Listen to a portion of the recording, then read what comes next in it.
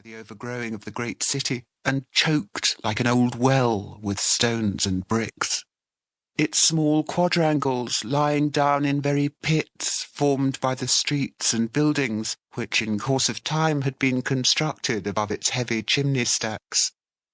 Its old trees insulted by the neighbouring smoke, which deigned to droop so low when it was very feeble and the weather very moody.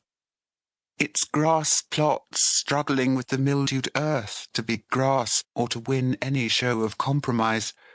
Its silent pavements, unaccustomed to the tread of feet and even to the observation of eyes, except when a stray face looked down from the upper world, wondering what nook it was. Its sundial in a little bricked-up corner where no sun had straggled for 100 years, but where, in compensation for the sun's neglect, the snow would lie for weeks when it lay nowhere else, and the black east wind would spin like a huge humming top when in all other places it was silent and still. His dwelling, at its heart and core, within doors at his fireside, was so lowering and old, so crazy, yet so strong, with its worm-eaten beams of wood in the ceiling, and its sturdy floor shelving downward to the great oak chimney-piece,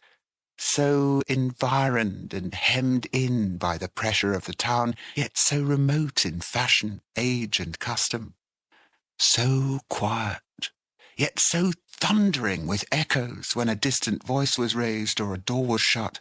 echoes not confined to the many low passages and empty rooms, but rumbling and grumbling till they were stifled in the heavy air of the forgotten crypt, where the Norman arches were half buried in the earth.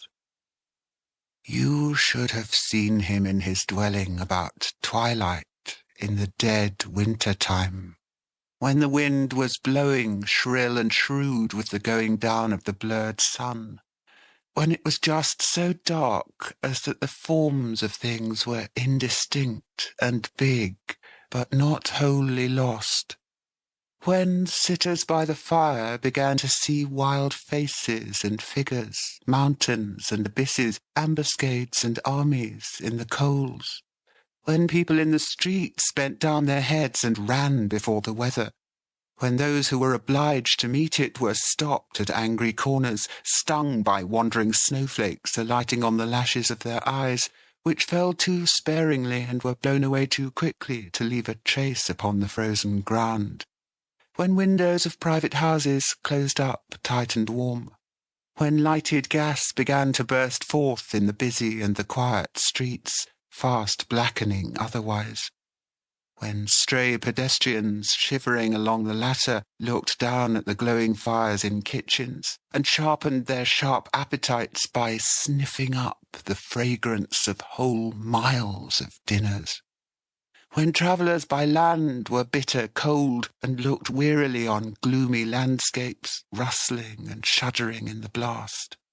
when mariners at sea, outlying upon icy yards, were tossed and swung above the howling ocean dreadfully,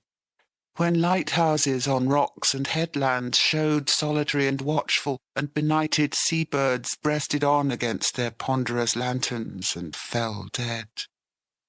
when little readers of storybooks by the firelight trembled to think of Cassim Baba cut into quarters, hanging in the robber's cave, or had some small misgivings that the fierce little old woman with the crutch, who used to start out of the box in the merchant Abuda's bedroom, might one of these nights be found upon the stairs in the long, cold, dusky journey up to bed, when in rustic places the last glimmering of daylight died away from the ends of avenues, and the trees arching overhead were sullen and black, when in parks and woods the high, wet fern and sodden moss and beds of fallen leaves and trunks of trees were lost to view in masses of impenetrable shade, when mists arose from dyke and fen and river, when lights in old halls and in cottage windows were a cheerful sight, when the mill stopped, the wheelwright and the blacksmith shut their workshops, the turnpike gate closed, the plough and harrow were left lonely in the fields, the labourer and team went home, and the striking of the church clock had a deeper sound than at noon.